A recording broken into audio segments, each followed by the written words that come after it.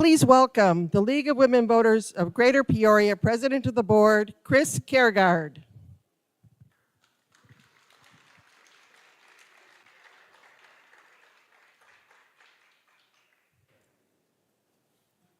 Good evening. I'm Chris Kaergard, and I have the pleasure to be the president of the League of Women Voters of Greater Peoria. Thank you all for coming to this, the fourth in a series of events this year focusing on getting beyond the headlines, the tweets, the talking points, and instead hearing from experts, people who work in our communities about the effects on local Central Illinois institutions from national policy decisions being made this year in Washington, D.C. We're calling tonight's event a teach-in, a term that many of us of a certain age are familiar with, and it's true that we do hope to do a little teaching, by which I mean what I just said. We want everyone to hear local facts, statistics, and observations from experts. We learn a lot more from that than we do from partisan rhetoric. And that's especially important to us because the League of Women Voters is a nonpartisan organization. We don't support or endorse political parties or candidates, but we do take positions on national, state, and local issues as an organization, only after we carefully study those issues. We believe in helping ensure that we have educated, informed voters, and we strongly support the cause of voting rights. More on that in just a few minutes, because teach-ins are also about being able to take action, and they're participatory. You'll see several volunteers going around the room during the course of this evening's presentation. They'll be willing to accept note cards that have been handed out beforehand or get you a note card if you don't yet have one, where you can write down questions that you have for any one or more of our speakers tonight. We'll be going through those as they're speaking, and we'll be identifying questions that you all have that you want to hear them expand upon afterward. Just make sure you note in your question which of the speakers it should be directed to. We've built plenty of time in at the end to get to as many questions as we possibly can. Before we go any further, I want to take a quick moment and thank our hosts at the Universalist Unitarian Church, who have hosted our 3 prior events as well as this one. There's a place just outside the door when you came in with the greeters where we're accepting a free will offering as our thanks to the church. And you also may have noticed on the way in, we've got some baskets out on the front where we're taking donations that will go to Neighborhood House of Peoria, perishable food that can help with their needs. They have those needs every month of the year, so if you did not bring a donation today, we ask that you please consider taking a moment and providing something to them on your own time, because we know that food insecurity is not a small thing across our region. Again, more about that in a minute. And one more item of business before we really get rolling. If you did not on your way in, I hope you'll stop on your way out at the welcome table and register to attend our League fundraising luncheon this Saturday at 11:30 in the morning at the Peoria Women's Club in downtown Peoria. It is, believe it or not, our first fundraising event since before COVID. So we'd like to have a good turnout at that. It helps us put on events like this. At that event, Illinois Central College President Dr. Sheila Quirk-Bailey will be talking to us about how to address the unmet needs in workforce development in Peoria. This is the final evening that we're accepting registration for that, so please do think about attending and ask for some more details at the welcome table on your way out. Now, before we get to our excellent group of speakers for the evening, I'm going to keep them in suspense just a little bit longer because our organizers want us to go through first a kind of a review. As I said, we've done 3 of these beforehand, and we want to bring you up to date on where things stand with topics that some of you who have been here before have heard something about already. It's also going to help set the stage a little bit because we've asked our speakers tonight to talk about some of what's happening in the context of the big, beautiful bill, that large piece of legislation that was passed in Congress at the end of June, start of July, that affects a lot of different issues in our community. So, in April, when we were here for our second rally, we heard about food insecurity across Central Illinois. And under that legislation passed in July, we expect to see a 20% cut over the next decade, about $186 billion from the federal SNAP food stamp program. Tightened work requirements and expanded groups facing those requirements under the legislation, along with a shift in costs to the states, is expected to affect some 4 million people in our country. Of the 1.8 million Illinoisans receiving some form of SNAP benefits, the state estimates that about 360,000, again about 20%, will see reduced or eliminated benefits. But let's bring that closer to home. Of the nearly 55,000 SNAP recipients in the Tri-County area, that's 11,000 of our neighbors who potentially stand to see reduced or eliminated benefits under the legislation. Meanwhile, a shift of some of the costs to the state level for administering the program is expected to add up to $800 million a year to the cost for Illinois taxpayers of that program. And I would also add that just over 2 weeks ago, the U.S. Department of Agriculture announced that it is no longer going to produce its annual household food security report. Last year's report showed hunger growing in America by more than 1 million people. And I think we know that whether we count or don't count, there are still going to be those hungry people in the country. Incidentally, from a healthcare standpoint, we're also watching to see the effects of the One Big Beautiful Bill legislation, because another element in it contemplates those same expanded work requirements that could see people beginning to lose Medicaid eligibility at the end of next year, shortly after the election. Those Medicaid reductions could in turn affect rural hospitals, with concern particularly around here in Canton at Graham Hospital and in Eureka at Carle Health Eureka, with a limited pool of federal funds out there to help prop up those hospitals for a few years. We already know in southeastern Illinois that there are 4 hospitals there that have been specifically identified as being at high risk for closure. A couple more updates. We previously heard from the head of WCBU's Community Advisory Board about funding for NPR and public television back in April. Since then, in July, Congress passed the Rescissions Act of 2025, removing $1.1 billion in funding from the Corporation for Public Broadcasting, money that's used for annual funding deployed to stations all around the country. Shortly after that was signed, the Corporation for Public Broadcasting announced that it would shut down after more than 58 years of supporting those stations. Locally, WTVP, the PBS station here, has said they'll have to rely upon more donations from members of the public because they expect to lose up to $1 million a year in funding, about 30% of their budget. They're running a fundraising campaign to try to make up for their loss. There are $300,000 in matching funds that have been set aside for those who donate. And the NPR affiliate, WCBU, expects to lose $125,000 annually, about 15% of the station's budget. And they recently announced that they are holding off on hiring for 3 vacant positions until they get more clarity on what their funding stream is going to look like. That's the only local news agency in this community that has been hiring people in the last few years. And now they're on a freeze. Already, WILL, the Champaign station, announced the unplanned layoffs of several employees earlier this month because of their funding cuts. So that's what this is turning into across central Illinois for us. We also heard before about what these potential funding cuts mean to the humanities in our area. Illinois Humanities was informed that the federal government was eliminating their $2 million funding grant, which accounts for about 1/3 of their funding. They've already had to lay off 2 people in their 20-person staff, and they had to get outside help for the first time on running a poetry contest. The Gwendolyn Brooks Poetry Contest that they have operated every year, where, by the way, we had at least 3 Peoria grade school students who won awards in that. But they're at risk of not being able to do it again because of this loss of funding.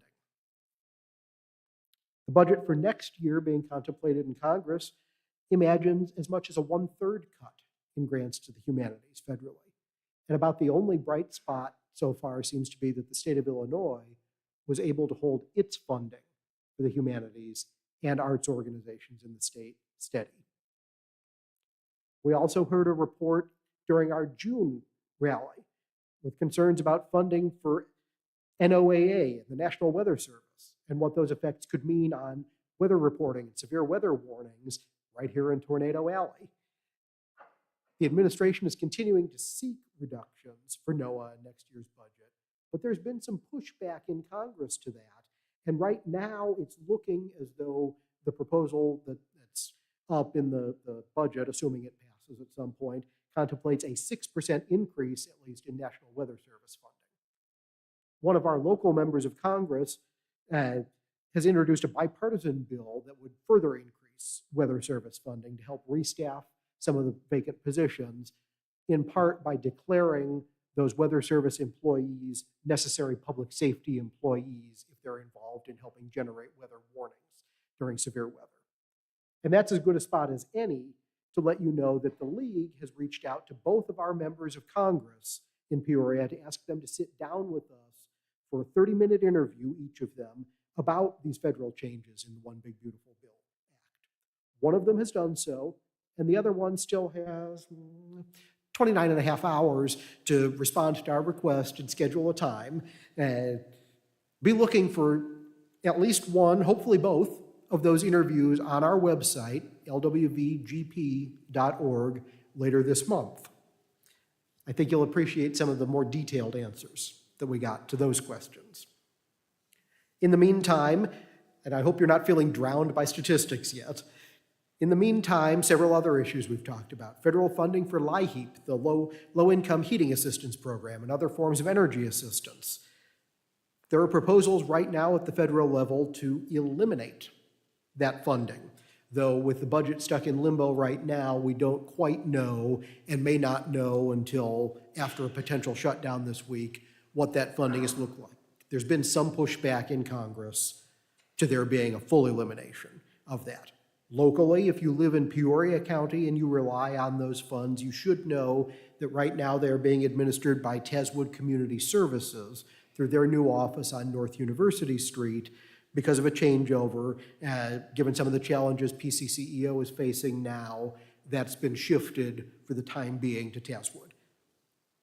And one final thing that I want to touch on before I hand it over to our excellent speakers, most crucially for all of us, and we focused on this early and often, the SAVE Act and the issue of voting rights. Passed by the House in April on a near party line vote, there's not yet been any substantive action in the Senate that would bring that to a vote. It would add additional restrictions on the voter registration process. And the League continues to have significant concerns about that, particularly because there are rallies that are going on by proponents of it across the country trying to drum up support for passing the legislation, focusing on the argument that it ensures no non-citizens vote in federal elections. That's already illegal. That element of the bill will not do anything new and is not needed. It's particularly troubling to hear about this legislation here in Illinois. Illinois passed the 15th Amendment to expand voting rights to the formerly enslaved before the ink was dry on that amendment. Then Illinois turned around a few decades later and gave women the right to vote in state elections before it existed federally, and then was the first state to pass voting rights for women, to ratify that amendment. And the lead architect of the Voting Rights Act was born and grew up a stone's throw from here. Voting is as clear of a fundamental civil right as you can have. And this is something where we reiterate to all of you the need to contact our senators about this bill. I'm going to leave it there and step down for a few moments and let some other smarter people than I tell you about what you should be looking for and what you should be aware of locally on a number of issues. Thank you.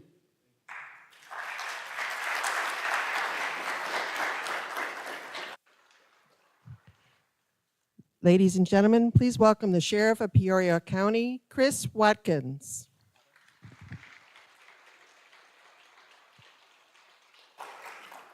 Good evening, everyone.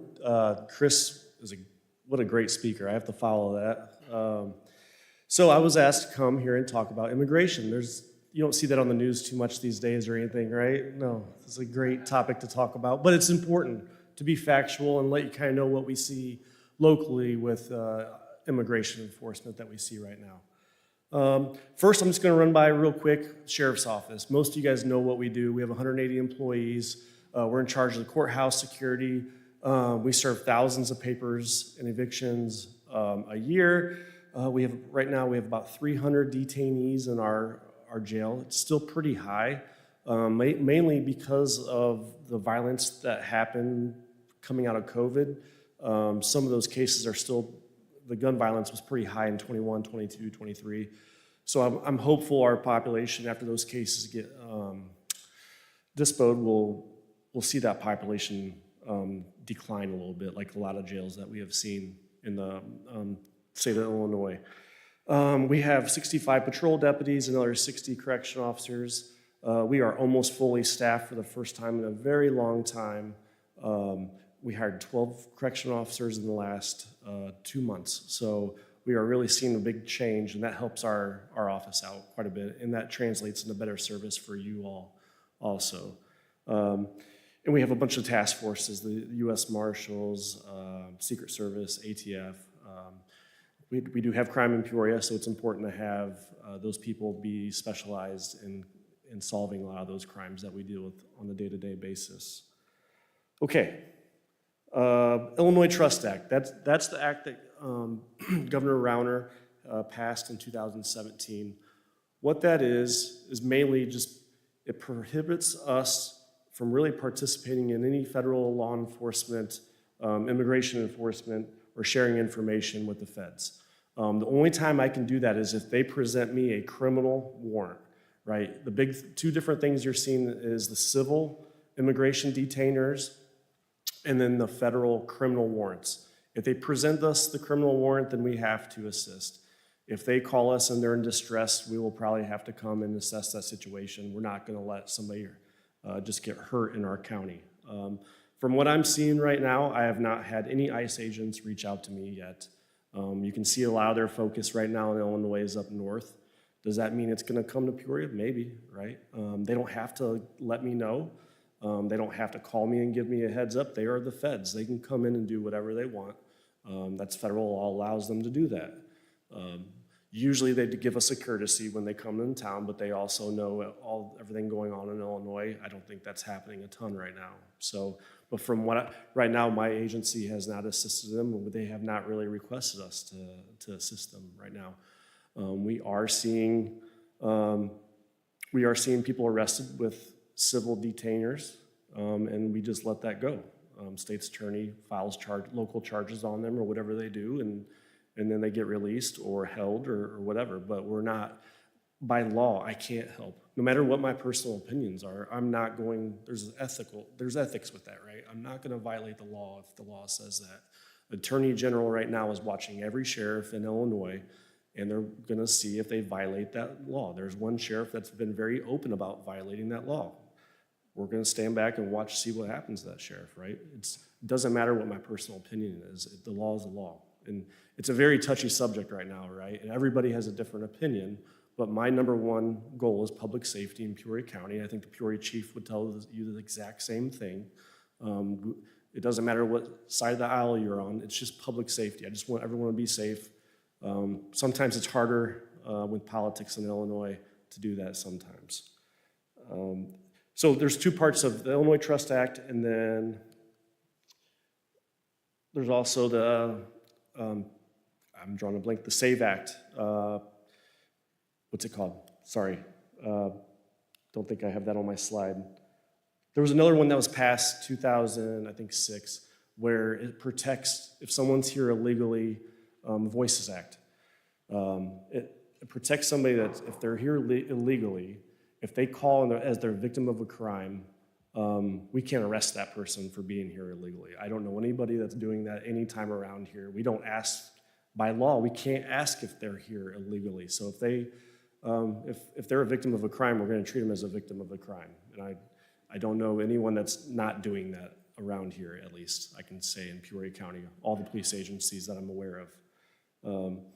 So back to the Trust Act, like I said, we can't, when we stop a car, I can't walk up the car and say, are you here illegally? We can't do any of that. We don't ask anything, we don't violate that.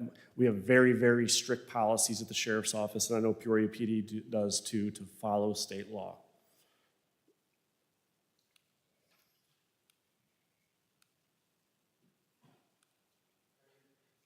Some of the restrictions on assisting, we kind of went through some of this. We can't give them any information.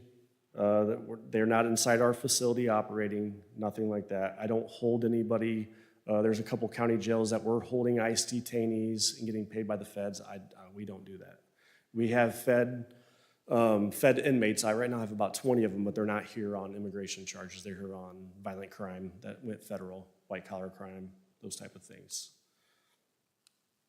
I have 10 minutes, so I got to go through this kind of quick. So like I said, right now there's very little ICE presence that I'm aware of in Peoria County. I have a feeling that eventually you might see that. We are seeing a small influx of people who are here illegally and getting booked in my jail. And if I can't ask them that, then how do I know they're illegal? Because they can't provide a state ID, any type of ID. They don't speak any English. And sometimes they just openly state that they're not supposed to be here, right? But there's nothing I can do about that. And that's where personal opinions kind of vary, right? But we are seeing a slight influx of people here that are illegal, that are committing crimes. And that's where we have to decide we can't do anything, but where do we draw a line at? You know, if I have a guy that's had 3 DUIs and he's illegal, you know, that's where personal opinions change, I think. You know, do we keep letting this person in our community? But by law, I have to. So that's where it gets a little frustrating when we see repeat offenders. Once again, very small percentage of Peoria County. Most of people getting booked in my jail are still gun charges, domestic battery. Those are the people that are getting charged in my jail right now. So how this process worked before the Trust Act was if somebody did have a civil detainer, we could notify ICE. They would come. They would then assign them a consulate, give them advice, see if they were wanted in their own country, wherever they came from, if they had any violent crimes there, if they wanted them. And then they would go through the federal magistrate, and they would decide what would do with them. That was before the Trust Act. Now we don't do any of that because we can't notify anybody. So that's just the facts, right? We pretend that we don't see the civil detainer when it comes up in our system. If it says criminal federal warrant, then we can do something. But that's the facts of Peoria County for us. And like I said, I'm not here to violate the law. I have to obey the law. So that was my quick 10 minutes. I think at the end you guys can ask questions if anything comes up. You guys can know always you can call out and ask me questions or email me or whatever. I'm always available for you. So thank you.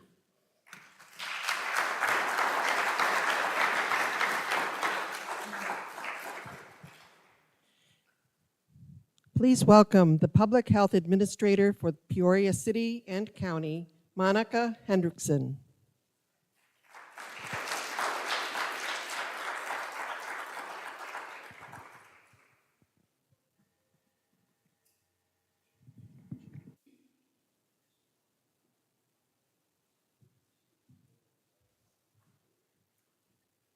Sorry about that. I'm getting assistance from my new roommate, the Superintendent of Peoria County. First and foremost, thank you for inviting me today to talk about vaccination policy. I think similar to the sheriff, no one's heard anything new lately. And so it's pretty much boring news as usual with vaccine policy right now. But with that, I know there's a lot of confusion. And before I jump into just talking about full vaccines, what I wanted to do today was kind of 3 things. The first thing is many of you remember me from the days of COVID and being on TV. During that period, a lot of people became what I call overnight public health, and epidemiologists. So what I wanted to do today before we jump into vaccine policy is first and foremost, give all of you a little bit of information to be statisticians. So Statistics 101. I didn't think a lot of you decided to come here today to learn about math, but you will. The second one is actually a general understanding of what vaccines do and are, as well as what they are not. And then lastly, I will actually talk about the policy implications that are happening at the federal level. So I always like to start with Statistics 101 with a very simple phrase. Socrates was mortal. All men are mortal. Hence, all men are Socrates. That line of thought is how we are currently understanding vaccine policy at the federal level.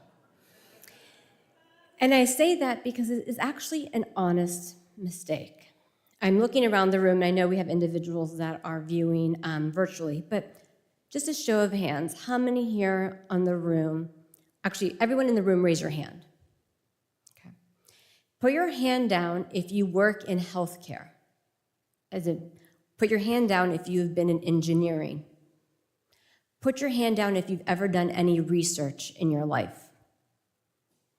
Okay, for those of you not on the call or not in person, we have about 5 people with their hands left up. And that's actually a big deal. A lot of people don't have the luxury or the privilege of many of us in this room to have done a science course in college, to have done statistics, or have gone through the rigor of research-based study. And so we have to understand that when we're talking and understanding about how policy is where it is today. So for Statistics 101, I'm going to go through just 4 key definitions.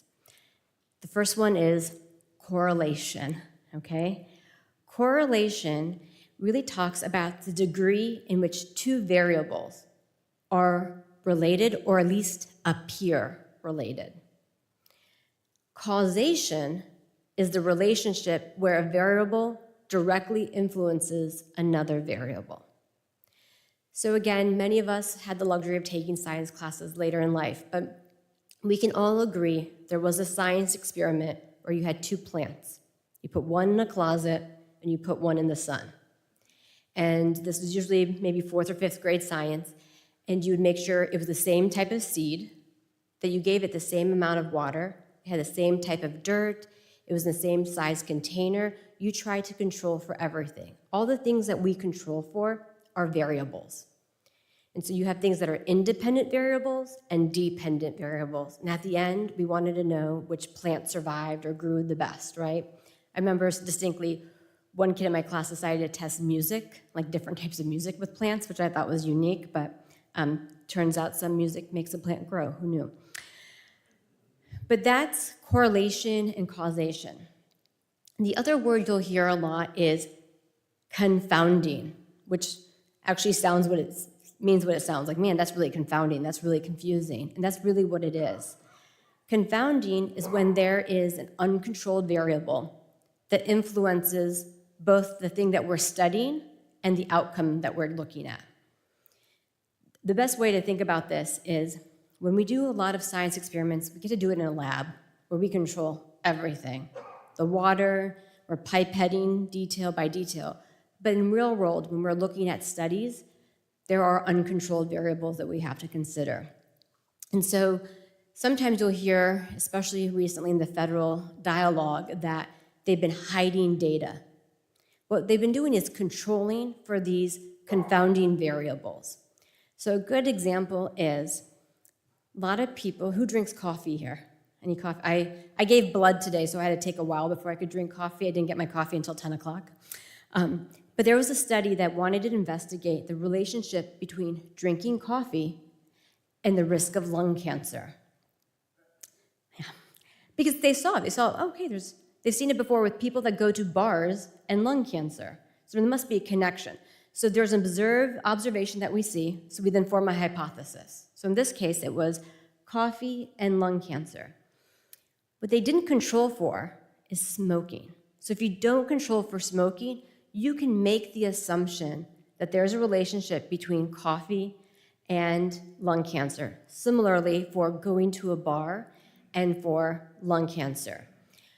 But as we know, especially for the group that was going to the bar, it wasn't that they were going to the bar, or it was even that they were drinking alcohol, but what's a common activity before smoke-free Illinois? People would smoke at bars, right? Or secondhand smoke.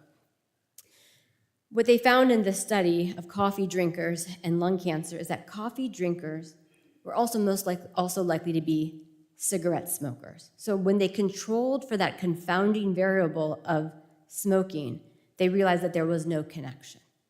There was no real correlation, and more importantly, there was no real causation. And then the last word in statistics that we like to throw around is significance. And significance is a measurement. It tells us how closely or how realistic this means. So that's kind of your stats 101. So when you hear individuals talk about it's causing this, or it's correlated to this, or it's being controlled for this, it's really because we're trying to take away in a very imperfect laboratory, which is real life, trying to control for all those variations. And so that is what rigor of science does. And that's what peer research does. And that's why I'm making all of you statisticians today, so congratulations. So now that we have an understanding of Stats 101, let's understand vaccines. Again, just by hands, I know a lot of you seem to be very familiar. We have a lot of healthcare individuals. I see previous nurses from the health department as well, and staff, so very excited to see even current staff here, so also. To understand vaccines, I'm going to break it down to kind of three parts. One is, what is vaccines? The second is, why are they important? And the last one, which has been talked about a lot, is safety. So what is a vaccine? The best way to think of a vaccine is that it is a controlled introduction into your body. So it's pretty much there to train your immune system so that the first time you see something isn't in real life. So the first time I see polio is not when I'm infected with polio, but that the vaccine gives me that controlled, minor introduction to it so that I'm able to develop antibodies and also create memory in my memory cells of my immune system. So the next time I see it, I'm prepared. So I'm thinking about the sheriff. The sheriff, has a sidearm, has a taser, all that great stuff.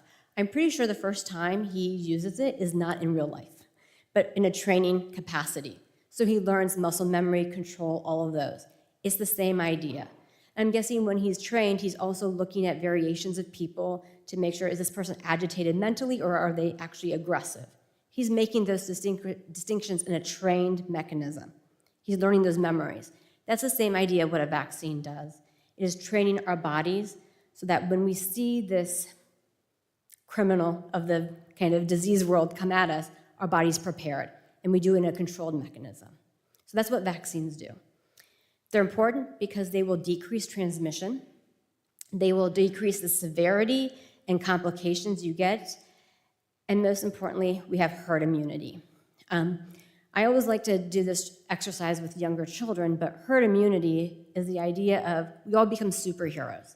It's the easiest way to become a superhero is herd immunity, where by getting vaccinated, I might be a healthy 40-year-old, but by what I'm able to do is protecting my mom, who's 74, or my neighbor.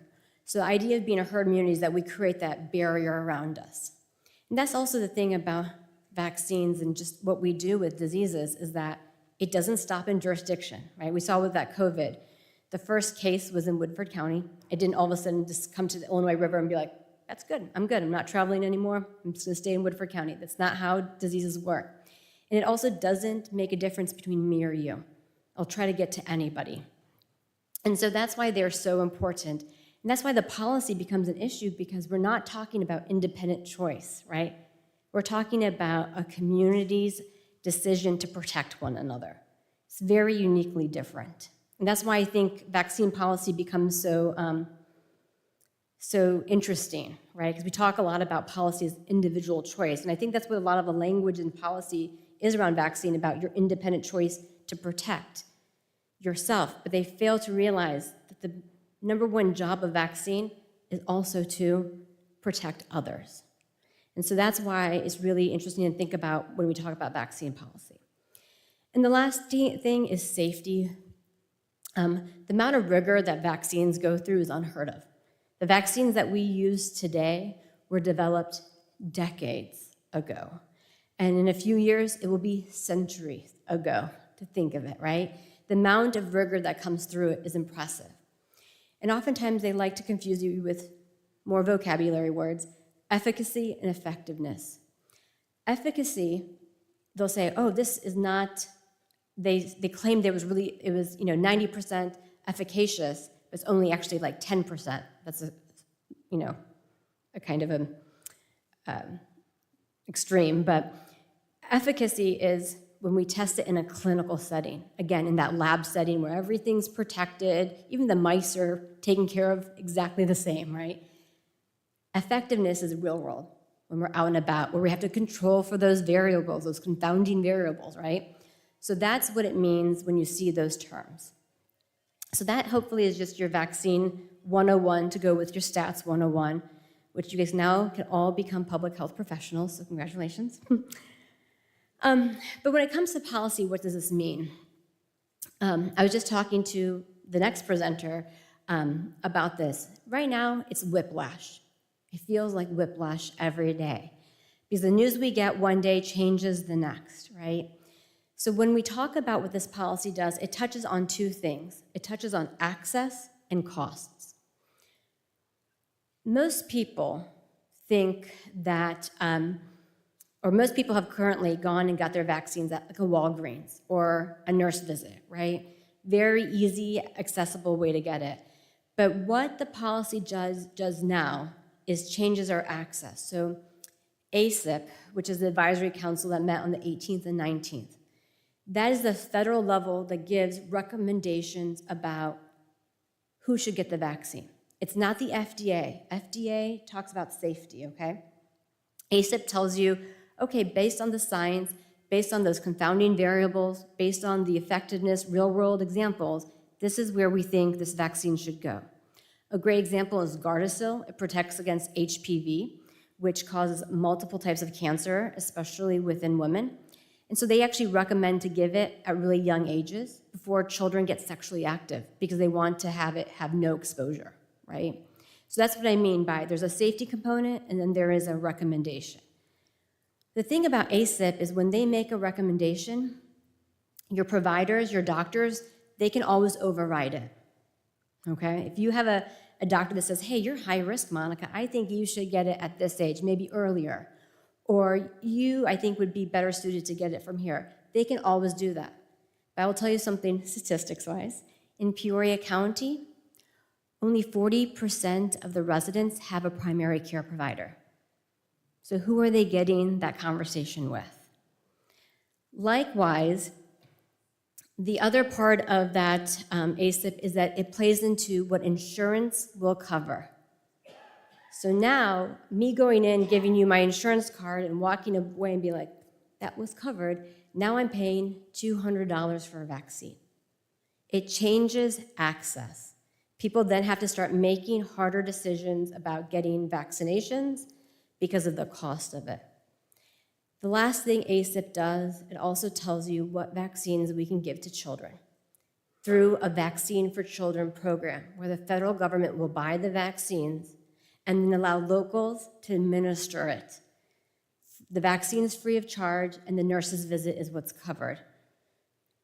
When they make those changes, you're now decreasing access to VFC. So Chris made a great example of what is going to happen to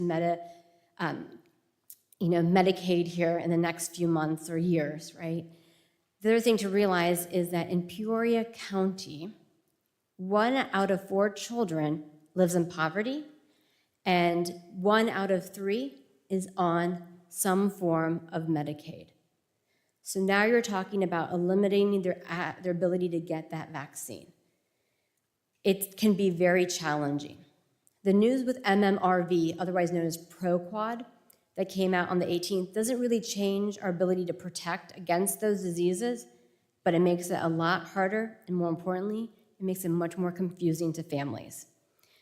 So the implications for vaccine policy are everything from the day-to-day of the cost of it, getting appointments, trying to navigate personally, am I eligible for COVID, am I not? But in the longer term, when we have more and more of a population that has to either postpone this decision-making or question it, then we start losing that herd immunity. We start losing what the value of vaccines are, which is to protect everyone. So, as I said, it's whiplash. I wish I had a magic ball that can tell me the future and how everything will settle down, but for right now, your local public health staff is just monitoring and watching to understand what we can do and how we can navigate and communicate with our friends and family. So I'll be more than happy to answer questions during the Q&A, but thank you very much.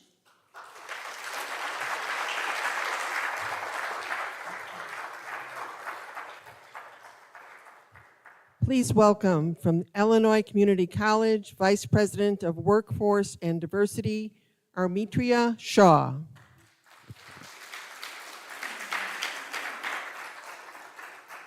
All right, good evening. I'm going to try my best to use this clicker and not click in the wrong direction. All right, so I want to build a little bit of a framework this evening. I want to talk about what happens when our needs intersect, but funding goes away, because we've heard so much about the Department of Education, financial waste, and grants going away. And really to understand how some of these grants function, especially in education, higher ed, and K through 12, there's a bit of a framework that goes along with it. So I want to start out by introducing what I call the diversity donut. So with the diversity donut, in that center there, that is typically what people think of when they think of diversity. You think of age, gender, sexual orientations, disability, ethnic heritage, race, typically things that you think you can look at someone and tell. You can't, but that's typically what folks think of. So if I were to have everyone in here fill out this diversity donut the way that it's set up right now, many of you would have donuts that look exactly alike. If I filled it out with my friends, we'd have donuts that looked exactly alike, or we might have one difference. But truthfully, when we are looking at diversity from the perspective of education and grant writing, that donut looks a little bit more like what you see on, well, I guess for me it's my right, but for you it would be my left. There are lots of factors that go into making each of us the individual we are. There's lots that goes into a student's experience with what they bring to the classroom. I frequently think of the example back when President Obama, it was first couple years of his administration, he was in DC, and it snowed, and they closed schools. And he got in trouble for chastising DC for closing schools. He's like, it's no big deal. But part of it was a regional difference on his donut, because he was accustomed to Chicago winters. And guess what? They never closed school in Chicago. I know, as a Chicagoan who, kindergarten through 12th grade, we had one snow day. Exactly. So, does that mean it's right? No. Does that mean it's wrong? No. It's just a person's frame of reference. So I use that example just to think about all of the dimensions that go into diversity. So earlier this year in January, in higher ed, we started receiving these letters affectionately known as the Dear Colleague letters. And these letters began to tell us about the illegal things that higher ed was no longer allowed to do. And for many professionals in higher ed, we were immediately offended, because our first reaction was, we're not doing those things anyway. So if you were to read through closely, like we did with our legal counsel and with multiple folks on staff, we don't have student groups that other students can't come to. We don't have programming that benefits one group, and we tell the other group, no, you can't do that. As a matter of fact, many times those supplemental groups came along because the larger group had an exclusive membership that some students were not able to partake in. So there was immediately this feeling of someone's changing the definition of diversity. Someone's changing the definition of equity. Because when we think about equity, we're thinking about giving every student what they need, not one student a benefit over another student. And part of that means we have to look at how those relationships play out. With respect to Illinois Central College, we're not just serving students who are fresh out of high school. We're serving adult students. We're serving folks who are changing careers. So we do need to have different supports in place for a straight A high school senior who just graduated, as opposed to that war veteran who is now wanting to pursue gen eds to go for a 4-year degree. They deserve different treatment. That war veteran deserves to have supports in place that support his life experience or that support her experience based on what's on that diversity donut. So one of the things I want you to keep in mind is that when you think about the many grants that education and the Department of Education handles, and I'm talking about everything from adult education, GED, ESL, TRIO student support services, Pell grants, our Perkins CTE grants, which actually helps us to get more students through in career and technical education.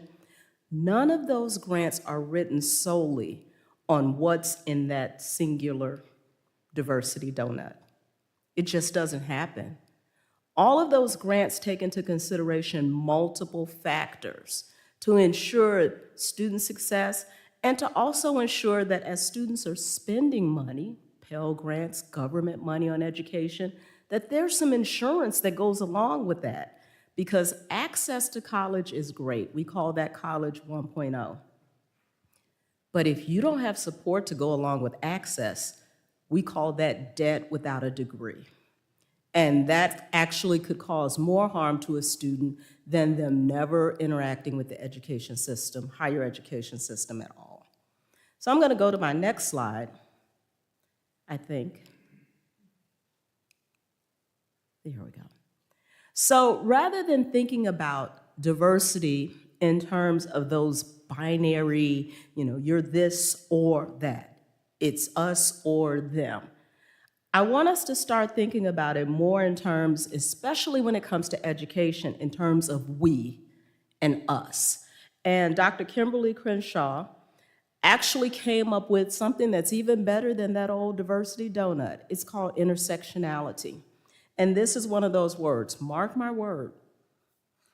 In about 2 years, this is going to be a bad word too. It's going to be a bad word, very likely just like equity, because of where it originated. And because I believe, and when I say I, you all see my disclaimer at the bottom, because I believe it helps us to see our shared benefit in these funding programs for education, as opposed to pitting us against one another. So when you look at intersectionality, you start to see how you could fill this out with your best friend, and you would not have the exact same experience. And every one of those areas impacts how you experience higher education. You could come in and, you might not be a first-generation student. It could be that, your parents and grandparents all graduated from colleges and universities, but you have a disability. Should you have the exact same supports that your parents and grandparents had? Or should we figure out how to also support you in your neurodiversity or your physical diversity based on disability? So the grants that are written through the Department of Education are typically taking in multiple points and then figuring out how we can serve the most students within those parameters. So I will use TRIO as an example. TRIO's been around for a long time. Show of hands, how many of you have heard of TRIO? You're familiar with TRIO? All right, TRIO is, it's like the granddaddy of student support programs. It came about with the Higher Education Act back in 1964, and there was some thought that went along with this, because with the New Deal, there were lots of folks who had GI Bills, and now they had the ability to go to college. And we know that many colleges, most colleges, were not set up for everyday folks. They were set up for the elite. So if you didn't know how college worked, if you didn't know college lingo, it was going to be a very rough ride for you. And you probably were not going to complete or be successful, not because you weren't smart or intelligent, but because you didn't know how the thing worked. You know, if you remember back in the days of VCRs when you thought you set it up and the television show came on and yeah, I'm telling my age, and it had a timer, and you came back home to watch your program and you set it up wrong. Now you don't have your program. That's kind of how college is. Now then you'd have to talk to someone else who did this all the time or either had experience with it, and they'd say, there, your VCR set up, don't touch it, don't change anything, it'll record your program every afternoon or every day. That's kind of how college works. If you're first generation, meaning either no one in your immediate family, you know, especially your parents, have gotten a degree or gone to college, and I'm actually going to add a second asterisk to that, or it's been more than 25 years since they went, you're kind of starting over from scratch. There's a lot to learn, from how to fill out FAFSA online and connect it to your tax returns, to what's an e-resource, and how do I use this code to get my math textbook? There's a learning curve there. If you have parents who have recently gone through this, or in the case of my daughter, you have a mom that works in higher ed, you've got a privilege. You've got someone on the inside. But when TRIO came about in 1964, it was because there were a lot of folks who didn't have anyone on the inside. And they needed those supports at colleges to help them navigate how to become successful, how to complete that degree or certificate, and not waste money and time.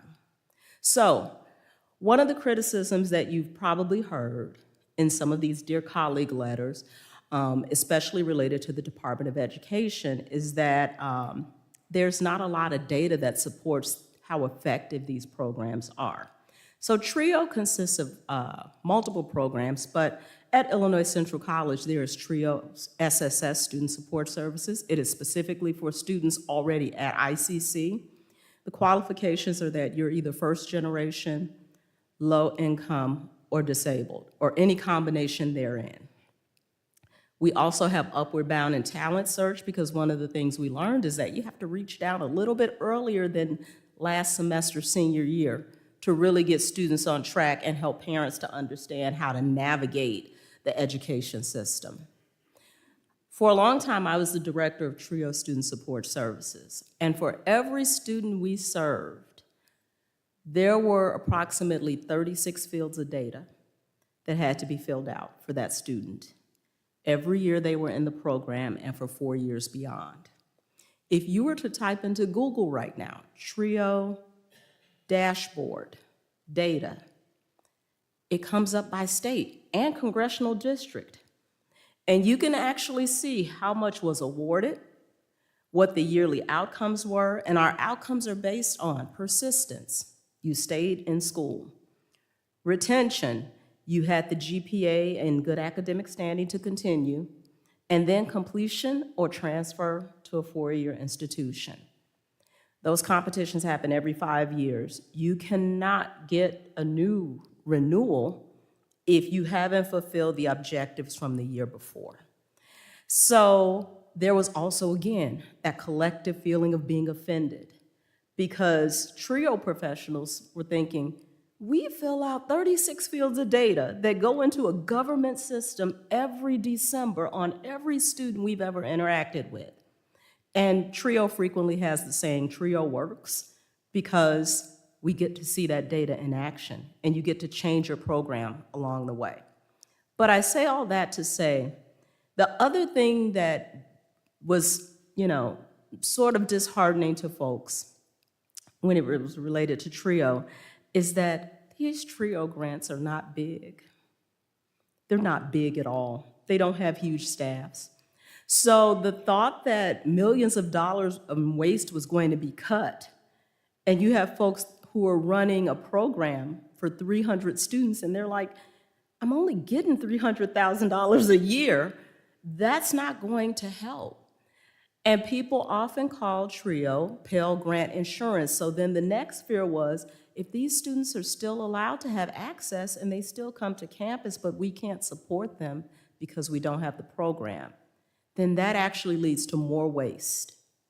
So there has been some frustration. If you follow this in the news, you've probably seen that grant award notices were held up.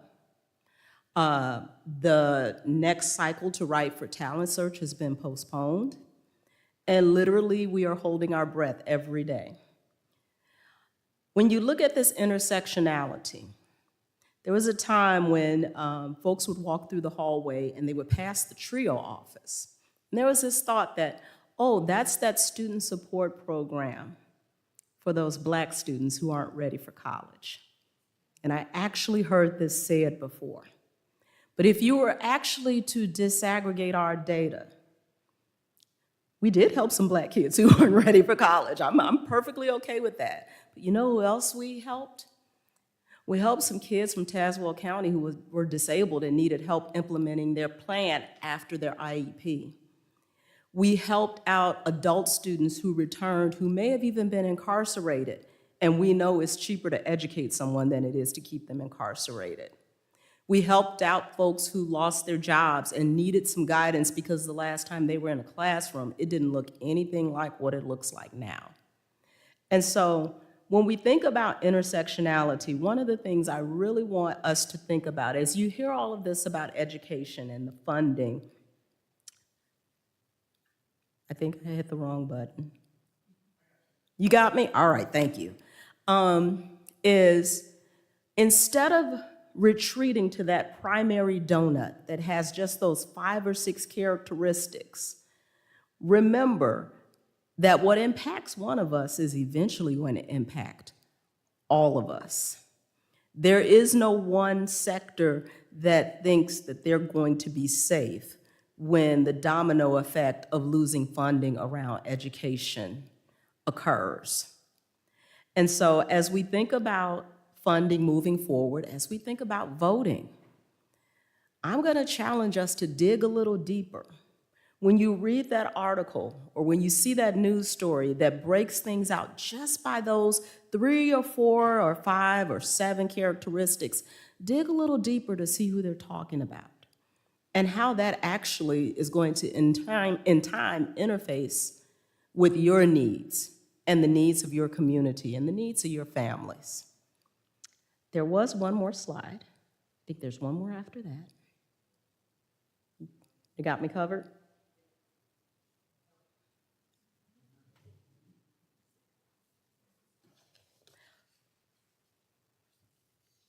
No more slide? Oh, okay. Well, I had one more slide with my stack. And the last slide was really, to give this some thought. Think about your own intersectionality moment.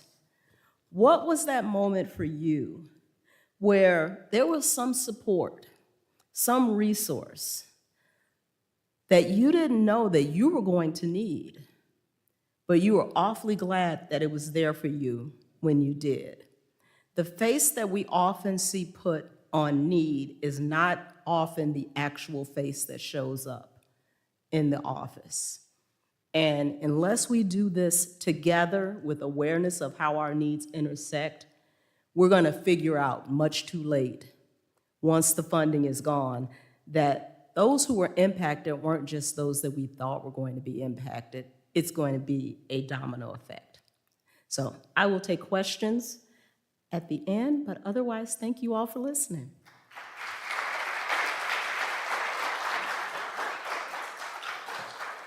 Please welcome Dr. George McKenna, the School Superintendent for Peoria County Regional Office of Education 48, and Dr. Jeff McKenna, the school superintendent for Regional Office of Education 53, serving Mason, Tazewell, and Woodford counties. Thank you.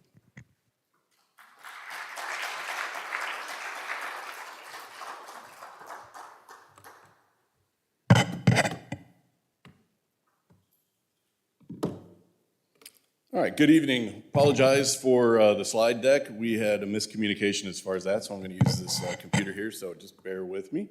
Again, Jeff Ekena, Superintendent for Mason, Tazewell, and Woodford counties, and we have George, and he's going to stand. I thought he was going to go in timeout with one of the two chairs that's up here, but give you a rough idea. For the Regional Office of Education, for our educational counterparts, we're known as the ROE. Sometimes we're the individuals that get blamed for the doorstops that hold teachers' doors open, but that's just one of the compliance things that we do.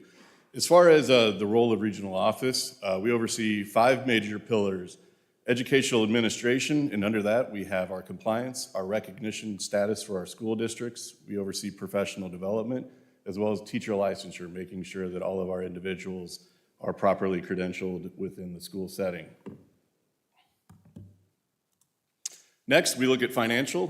We take a look at making sure all of our school treasurers are bonded accordingly, since they do have a lot of monetary items that flow through their hands at certain points of the day. We also oversee alternative schools, and we have a regional safe school. Peoria has one as well. Those are for students that have been suspended or expulsion eligible, so we assist them in getting their high school education moving forward. We also oversee alternative school programs, and that might be for those individuals that high school might not be their best environment for them, so we try to provide an educational online program for them. Georgia's program might run just slightly different, but the need is there for students. Next, we oversee health, life, safety. We oversee the building permits and occupancy permits for when building projects have been completed at the school district level, as well as ensuring our school bus drivers are properly credentialed on a daily and yearly basis. As far as a public relations type item, we oversee McKenna, so we ensure that those homeless students have the proper monetary assistance to guide them through their educational process as well. We oversee chronic truancy, those students that might have a difficult time trying to get to school for whatever said reason, and realizing that students at a younger age, it might not be their issue, it might be their parents or transportation, so we try to provide assistance with that. And lastly but not least, we look at ourselves as a liaison from the Illinois State Board of Education and the districts that we work with and represent. The next slide is a little heavy as far as statistics, so I'm just going to pick a couple of these, and they relate to teacher shortage. Since 2017, we've done a shortage survey throughout the state of Illinois. We've partnered with Illinois State Board of Education, and surprisingly, there's an 87% completion rate from our district statewide, as well as 87% of our districts that completed that form stated that there is a teacher shortage in the state of Illinois. So that's where we come in as regional superintendents to advocate for policy change and how we can possibly get teachers credentialed in the best way possible.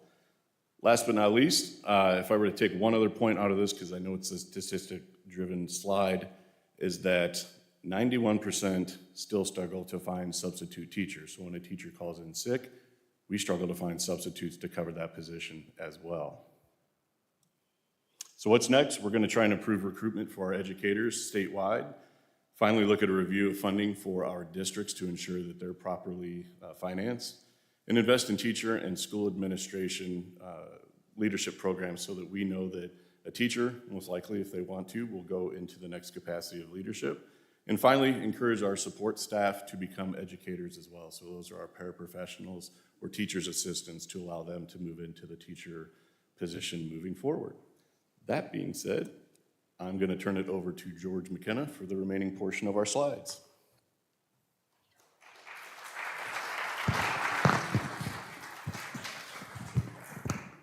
All right, I'm George McKenna. I'm the Regional Superintendent of Schools here in Peoria County. I want to sort of start by saying when we talk about the impact that we have and the relationships that we have in the community, we actually are working with every other speaker here in Peoria County on some sort of initiative for their organizations, right? So we do adult ed at the jail, right? Our GED program at the jail with Sheriff Watkins.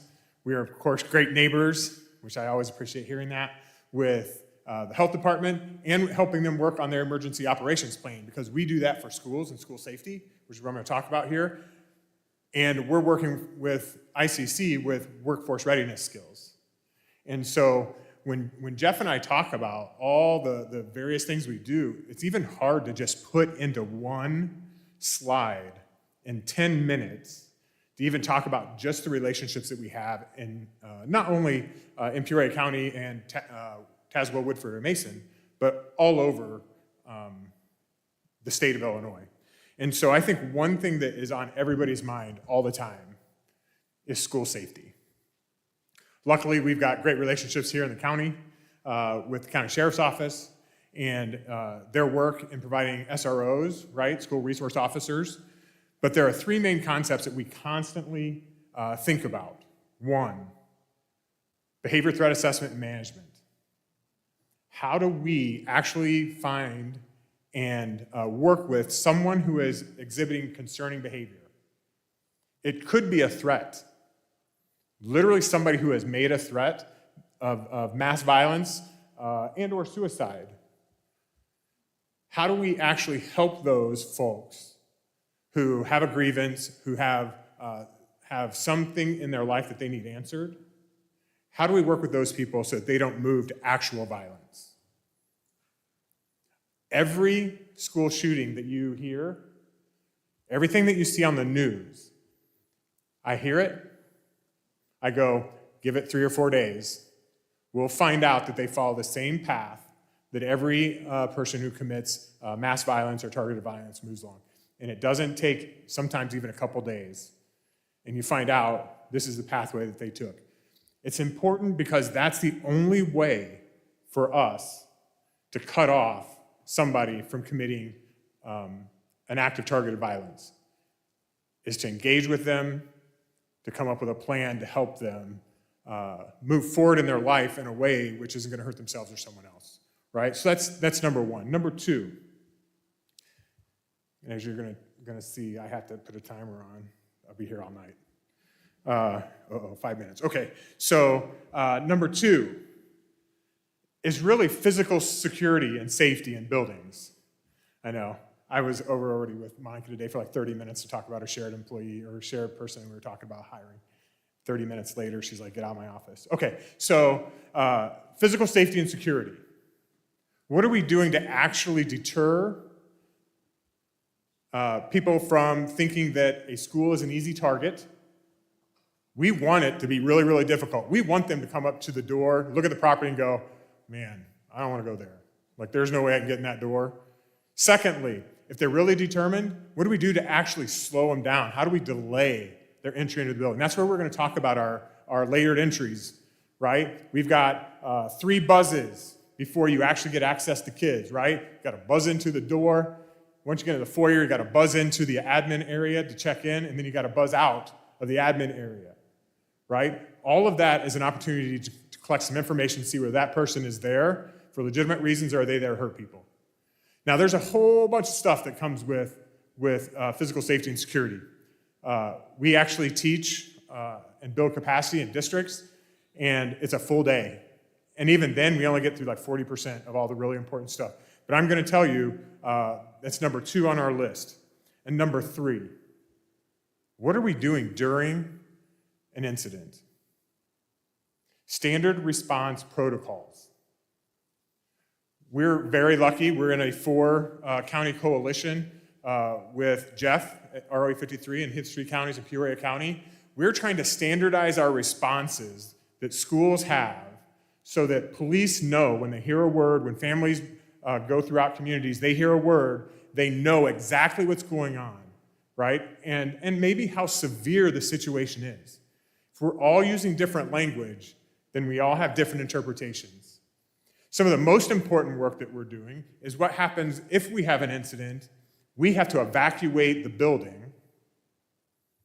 We have to evacuate the school grounds. And now we've got 500 kids we got to get back with their family. I mean, think about that. 500 kids that have to go back with their families. The main focus of our coalition with the 4 counties right now is mutual aid agreements so that in our worst moments, the school district's worst moment, we're gonna lend aid. We're gonna send buses, we're gonna send personnel, and we're gonna find a regional reunification site, ICC, we've already been talking with them about saying that any time in our 4-county area that a school has to evacuate a building and not go back, right? We're not gonna go to ICC during a fire drill, anything like that. That we have one site, one way that we do it to ensure that kids get home with who they're supposed to get home with, right? The kids are getting the services that they need in a traumatic moment. And so when we talk about everything that we do and we work with the community, we're literally working with every organization to try and do what's best for kids. Every day, I would bet that Jeff and I wake up and we think, how can we add value to our communities? We have no authority. I know he doesn't like to say it. I say it to everybody who will listen. We have no authority. None. We can't make a school district do anything. We build strong relationships. We have their best interests in mind. They all come on board with the things that we ask them to do because it's good for them, it's good for their kids, it's good for our communities. And so that's a little bit of school safety.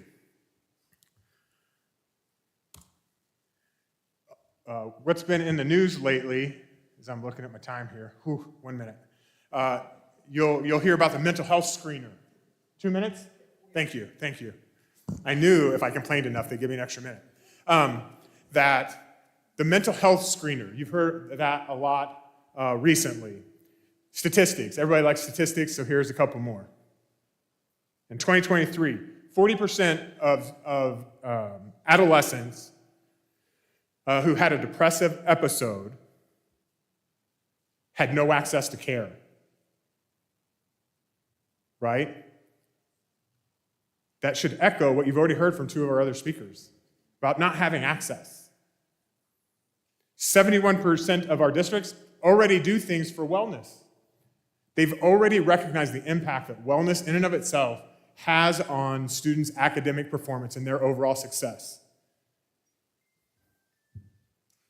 1 minute, okay. And so we're putting the vast majority of our kids that go through our system, we're putting them back in our communities.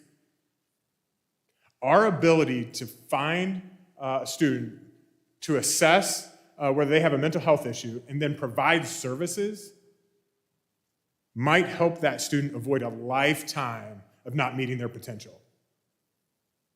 And so that's what the mental health screener is for, right? How do they find balance in their life? How do they deal with adverse circumstances? How do they avoid dysregulation?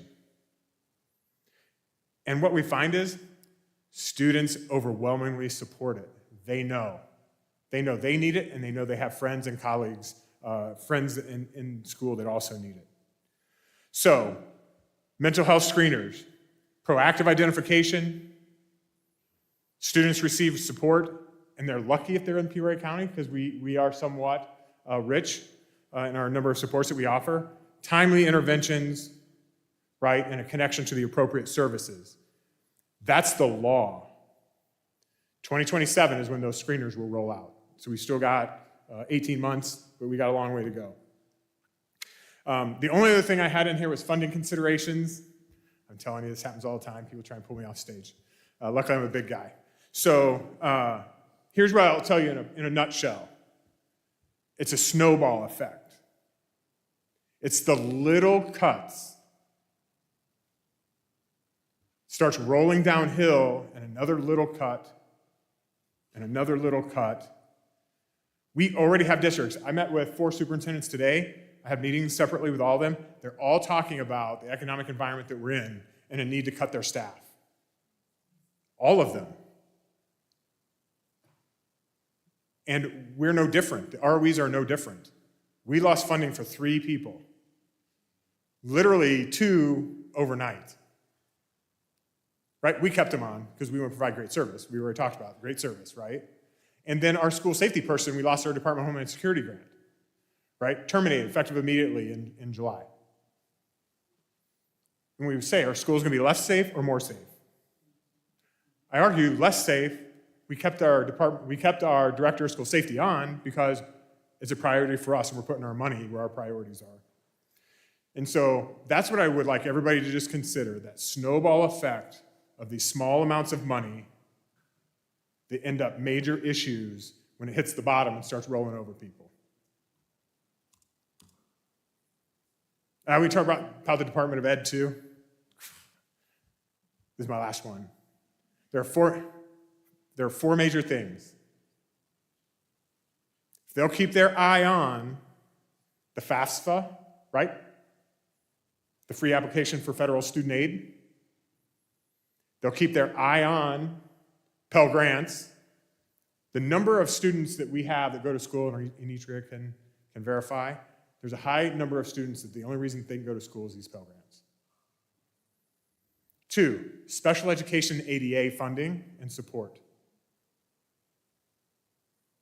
And 4, oversight of all the titles.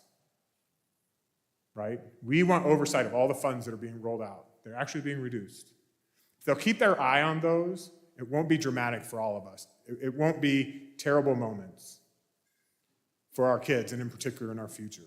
They do lots of other things in the Department of Ed, but if they'll keep their eye on those things, and they'll have timely, realistic ways moving forward that they'll process all that information, get the information out, I think we'll be okay.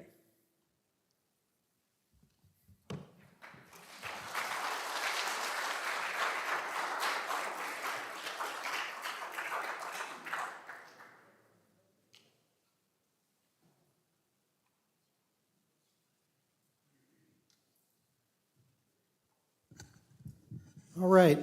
First of all, I want us to give a round of applause to all of these speakers before we hit them with questions.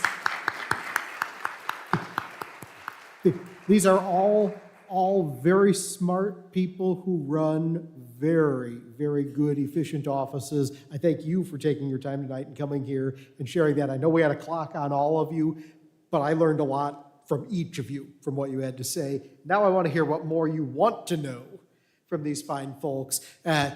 We had originally contemplated having about 2 minutes per question. We're going to slim that down. I'm going to ask that everybody try to hit 1 minute if you can on your answers. So when that stop sign comes up, try and end that sentence fairly soon after that. Thank you, Jim, for getting these. We'll try to get through as many as we can. And Eileen's going to start waving at me from the back at about 2 minutes to go so we can close out.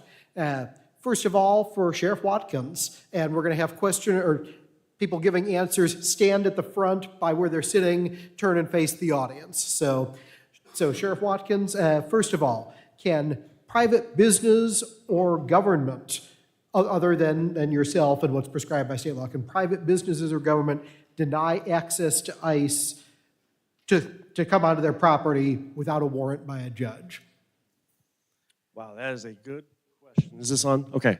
Yeah, that is a good question. I think it depends on that entity. If it's a public entity, is it a public place?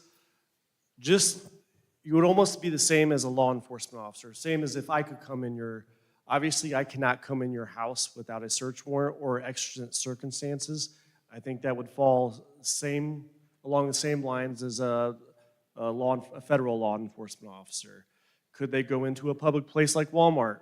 Yeah, they can, because we can also, right? So I think in general context, without getting too detailed, that's pretty much probably the right answer. Okay, sounds good, and thank you. Monica is going to be getting the next question, and we're playing the greatest hits here and going back to COVID for a second. The COVID vaccine, specifically, the current COVID vaccine, is that fully updated on the latest variants? So yes, it is fully updated to latest variants. But additionally, to maybe add a little in my few seconds I have, the Illinois Department of Public Health director did issue his standing orders for it. And so it does cover a large variety of conditions and different age groups. So definitely, if you are interested in getting your COVID vaccine for the upcoming season, you can actually go right now to a Walgreens and get it. You self-attest to any of your conditions that you have. All right. And as somebody who is high risk, that is important to know. So thank you. Stay up there for a quick second for one more clarifier on this. Do you have any restrictions at all on people based on age or anything else for being able to come to the health department and get free vaccines through a vaccine clinic at the health department? For free vaccines? Yeah. So Or low cost if you offer for those. low cost. So our largest low-cost program for vaccines is the Vaccine for Children program. So as the name implies, it is for children. And it would be for individuals that are underinsured, uninsured, or on Medicaid. And so those qualify for children. There is a adult variation of that we are also working to get as well, which would kind of follow the same way. But we do have a sliding fee scale for vaccinations for all of our services. So based on income and again, your insurance status, we are able to provide you the ability to get a vaccine. All right, thank you. George or Jeff, whichever one of you wants to take this. What specifically are either of the ROEs doing now to address bullying in schools that can often snowball into deeper violence? So what are your offices doing to address bullying in schools, which can also then snowball into other violence afterward? A lot of our school districts have a phone number that you can call as far as like a safe to help line. That triggers a response from the school district, the principal, superintendent. They analyze that, look at the threat, try to determine if it's on campus, off campus, and they start that process from there so that, you know, it will hopefully minimize the impact for that student. It can be done anonymously. It can be done by the student, parent. Just depends on what that call is that comes in to take care of reducing bullying in our schools. Okay. Arnitria, you are next. Unless, George, you didn't have anything to add, right? All right. You know, I am actually going to ask both of the questions on here to you. First of all, how many students at ICC do you expect to be affected by the new restrictions on DEI or funding for DEI-related programs? So here's the interesting part, and it talks to some of the whiplash that we heard about earlier. As it stands right now, we have not been impacted by actual cuts. They are threats of cuts, or they are directives that then are challenged. I will say, however, we do have a grant that was focused on building CTE, and that's career and technical education. So when you think about manufacturing and those different sectors, and we are having to revamp, and George is familiar with this, we're having to revamp because that grant was with the Department of Ed. And our hopes is that it will go under the Department of Labor, but there will be a discontinuation of services during that time when we're waiting for funding. So, you know, potentially we have a risk matrix that we're watching. It could impact up to 4,000 or 5,000 of our students when you look at the demographics of our students. Okay. And looking ahead to future grants that you may be applying for too, and I will specifically tell you, since we are live streaming this, do not give a direct example of one, but when writing grants now, are you finding yourself in a position where you are purposely avoiding using some words or descriptors in order to increase the likelihood or decrease pushback? Yes. Okay. Okay. That's really the best answer. I'll give an example from another institution, if that's okay. Sure. Someone had submitted a proposal, and they used the word equity. They were talking about home equity. But the way that the document was scanned, often by AI, it doesn't matter the context. So, you know, there are times where I'm like, there's a hill I will die on. I'm not going to change that word. But when I think about the 8,000 students that we're serving any semester at ICC, plus all of the folks we impact in the community, first and foremost is, how will this impact students? Will this leave students without? So, yes, yes, I'm always thinking about that. Okay. To our ROEs, how are at-home and online learners being monitored for compliance?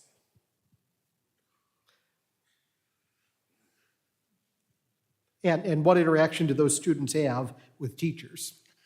Yeah, so Illinois does a great job of regulating almost everything. They don't regulate homeschool students. And so there are a number of folks, parents, they come in and they simply say, I'm homeschooling my child. Some of them are under truancy watch, right? Because we run our truancy programs. Some of them might be getting in trouble at school. And the parent will say, I'm homeschooling my child. There is no check on curriculum. There's no check at all once they say that they are homeschooled. They did try and push a law through, but the homeschool lobby is pretty powerful here in Illinois.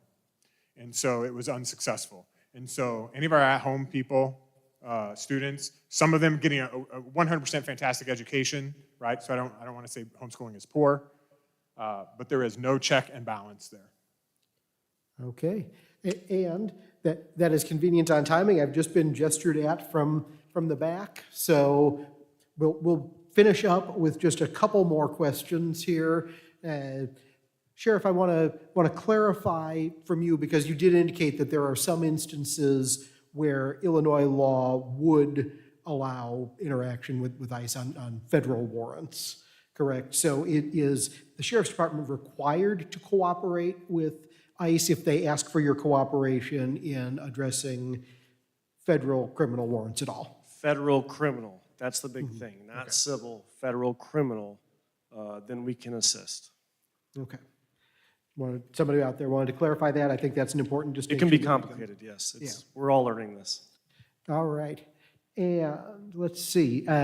Monica, I would like to end, and this is probably going to be our last question because I sense you're going to use the full time on it. The Secretary of Health and Human Services and the President have said some things in recent days about Tylenol and acetaminophen that may cause autism spectrum disorder and have advocated for the use of leucovorin for those living with autism. What advice is your staff giving when callers want your professional health opinion on these issues? So I think the first thing that we do talk, and I want to make sure we talk about autism correctly. It is a spectrum, and the people that have autism are first and foremost people first. And so we want to be respectful of that and understand the whole picture. To that point, though, they're often identified or diagnosed through a primary care provider or provider's office. And so any questions that families do have, we tell them to talk to their provider. They're going to get subject matter experts, and they're going to get the best care towards that avenue. For individuals that do not know or do not reside in that space, grace is the biggest thing. Those families are going through a lot right now, and it is a very challenging experience. And so, again, helping them navigate what they're hearing at the federal level, and then I have young children at home to try to communicate correctly with them to make sure they're navigating this type of information that they're hearing. All right. Thank you very much. And again, a thank you to all of our speakers tonight.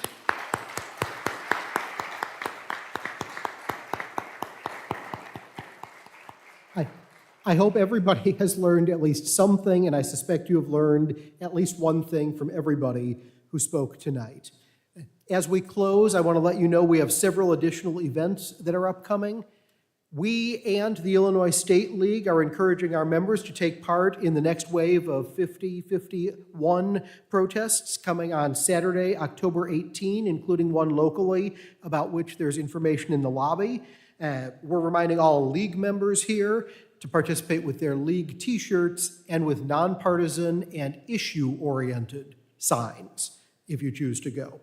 If you want to know more about the Big Beautiful Bill's impacts after tonight, on Thursday, October 30, we're hosting a 1-hour event on the ICC Peoria campus with Ralph Martiri, who is one of about 10 people in the state of Illinois who actually understands the state budget in Illinois.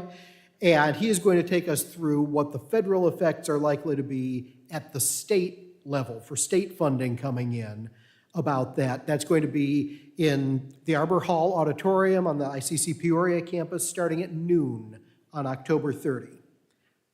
As we close, too, I want to acknowledge the volunteers who have assisted us throughout the evening. In addition to the league members who have been present, we've also been joined by other volunteers representing the esteemed women of Delta Sigma Theta. Thank you all for coming tonight, and in thanking them for their help, I want to take just a moment to pay tribute to the woman who brought our organizations together for this event. Ms. Datika Peebles was a member of both organizations, and sadly, we lost her at all too young of an age, well in the planning for tonight. She was integrally involved in both groups, and it was the caring and devotion that she brought to her volunteerism that made both of our organizations so much better.